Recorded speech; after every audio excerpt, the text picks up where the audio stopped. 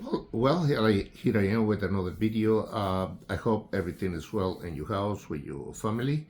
And I'm going to continue talking about the uh, Charlie's Kirk.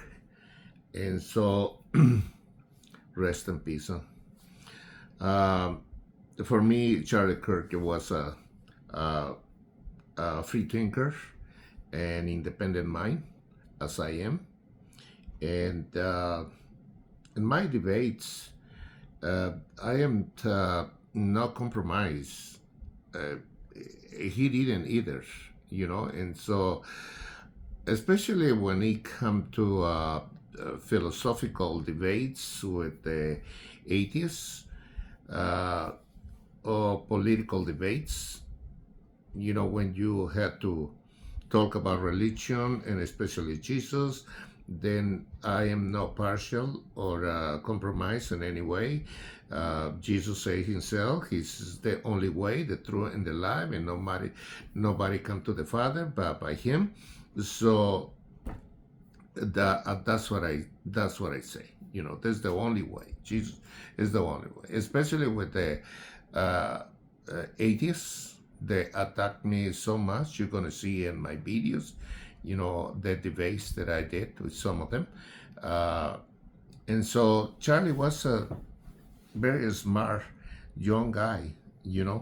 Was an American uh,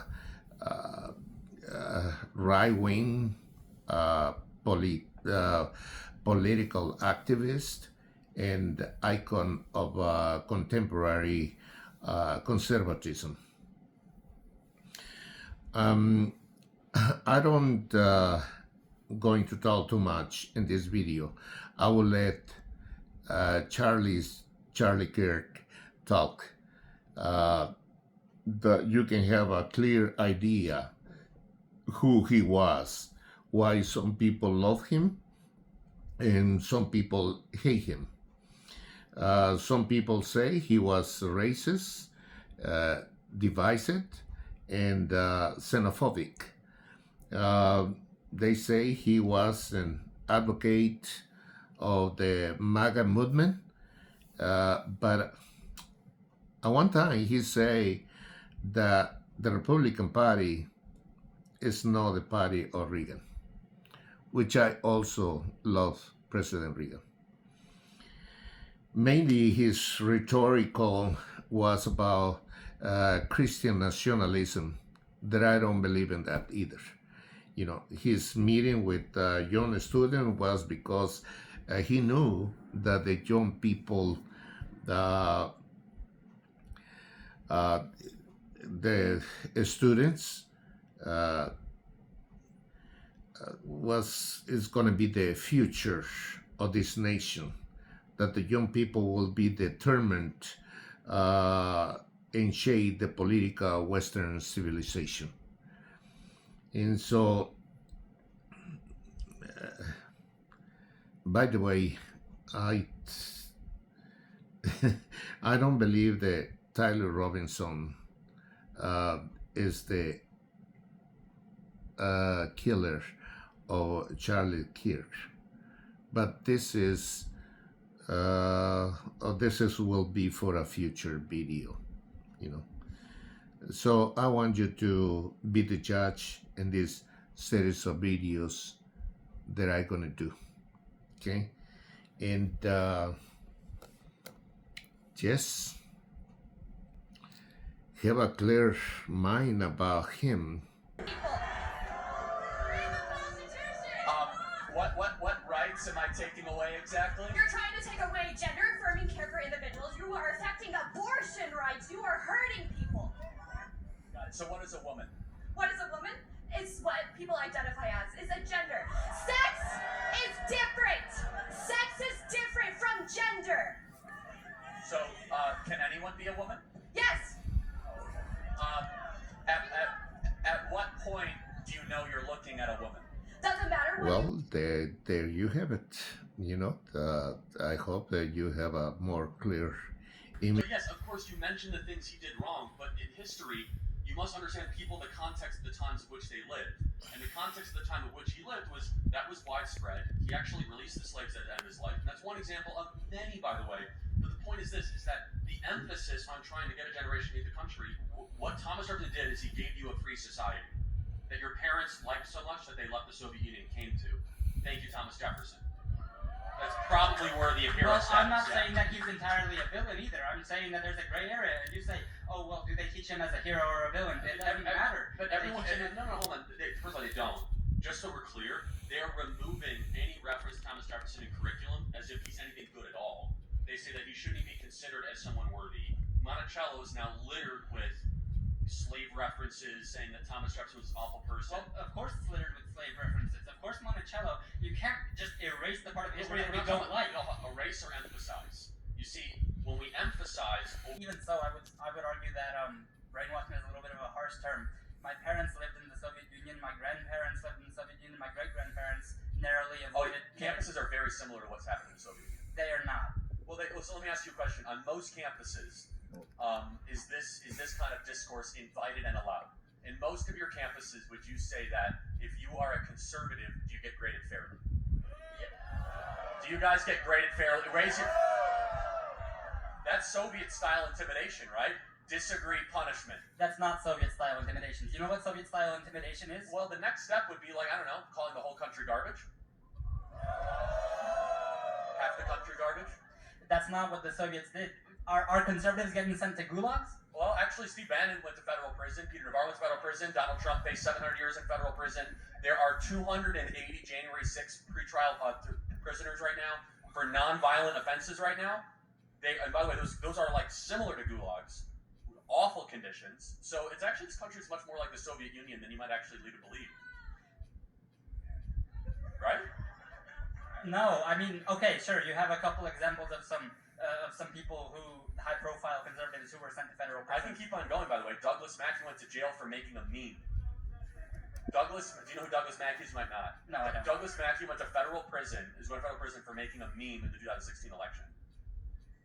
We don't respect freedom of speech anymore. We don't respect dissident voices. And by the way, don't take my word for it. This is why Elon Musk and Bobby Kennedy and Tulsi Gabbard have left the Democrat Party, and they say the Democrat Party is a party of Soviets and a party of totalitarians. So it's not just Charlie Kirk saying this, it's former Democrats. And yes, of course, the Soviet was a more extreme version of it, but that's where we are headed. We're a country where if you have certain politics, you have a higher likelihood of going to jail. Well, let me ask you something. In order for, I would say that brainwashing, it can't happen overnight. It can't happen in 4 years. The fact that we have essentially alternating terms between the parties, there's no way to systematically establish something. You're right. 4 years. You're right. It would take sending somebody to K through 12 education and then to college to get them brainwashed. We don't have anything like that in this country. What happens in K through 12? What happens in in most public schools in this state across the country? You're told to hate the country. You're told that America is systemically racist. You're not taught who Thomas Jefferson is, or James Madison, or John Jay, or the Federalist Papers. Well, that's simply false. Name a school where they don't tell you who Thomas Jefferson is. Do you think they teach Thomas Jefferson as a hero or a villain in most public schools across the South? Who would you say Thomas Jefferson is? Well, I mean, Thomas Jefferson was America's third president and the author of the Declaration of Independence, an American hero. Is there a gray area? There must be a gray area. You can't say, oh, he's definitively a hero or he's definitively well, actually, a villain. I mean, hold on. Yes, of course he did things that were bad, but he's... Oh, right? Do you think that's a little bit silly? Are you a voter? I am a voter. Oh, I'm a so registered I voter. vote and you vote. So I'm talking to voters of this country that will determine the future of Western civilization. That's what I'm doing here today. Yeah? Wait, hold on. How is it any different than a professor talking to you? Then a professor talking to you? Who are you? Well, important enough for you to come up to a microphone. Actually, when I first saw this ad, I thought it was like an improv comedy thing. It looked so ridiculous that I didn't even think it was real. Well, no, you can see. Look how popular Trump is on your campus. How does that make you feel? That's not comedy. That is a 5-alarm fire for Kamala Harris, because she's probably going to lose Pennsylvania. Look. But no, I just want to be clear. Is there something wrong with talking to voters? No, there's nothing wrong with talking. Well, that's what we're doing here today. It's an open mic. I think that you push a dangerous agenda. Such as? Your stance on abortion rights, for example. Here we go. Okay, so Let me ask a question. What is your name? Jean. Gene, and what is your understanding of the current Republican Party's stance on federal intervention in abortion? Well, I know that they want to bring it back to the states, right? So it sounds like you do know that the Republican Party's current stance. I don't agree with abortions up to full-term abortions. well, hold on, but you said it becomes a baby when it's born. Yes. Then why would you have abortion limits before it's born? I thought it's just an embryo. So embryo rights. No, the embryo rights aren't a But thing. then It's not where a would you person. draw a line for abortion then, and why, and under what moral standard? There are medical reasons not to No, have no, an no, abortion no, that's full not the term. question. That's not Yes, the it is. question. You just asked me why would I not have an abortion full term for medical reasons. Okay, so at 29 weeks, the baby is nearly fully developed, can recognize the mother's voice, has a heartbeat, has brain waves. Is it okay to abort that baby?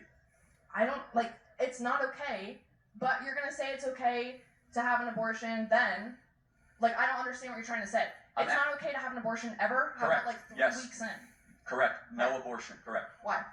Well, because your life started at conception. It did not, though. It Well- did not. Well, hold on. So let's play this out. So who are you as an individual? From your skin color to your eye color to your likes, your dislikes, from your temperament to your everything. I am not an embryo.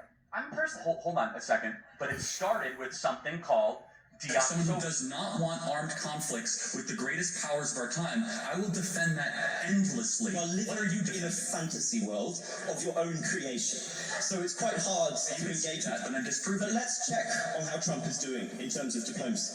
Look, with the war in the Middle East, do you think it was a defensible decision to tell the Israelis you wanted Trump Gaza to agree for Israel to invade the Gaza Strip and to continue to murder thousands of innocent children and civilians in a pointless war? Is that in America's interest? Is that in humanity's Well, interest? first of all, you should know something about Trump. There's something, if you haven't realized with Trump over the last 10 years, he is quite the social media user and uses hyperbolic language at times. In the conflict of Israel versus Hamas, who's the good guy? I believe both Hamas and the Israeli government are evil, but I think also that there is no justification. Are they equally? There is no justification for the murder and mutilation of thousands of innocent people and children. Well, let's- It's a futile. Let's hear it out. There is no justification, Mr. Kirk, for invading hospitals, for bombing innocent populations and dragging out a war which is damaging Israel and the West. You've made that point, but Well, it's not a point, it's a moral truth, isn't okay, it? yeah. It was also a moral truth that the war started because 1,300 Jews were killed and 200 were taken hostage. And when you declare war on Israel, expect a firestorm in reaction. Let me finish. I let you talk. Israel, as the holiest day of the calendar year, besides Yom Kippur and Rosh Hashanah, Samat Torah, the 50-year anniversary of the Six-Day War. On Shabbat, Hamas invaded Israel. That's the holiest day in Israel.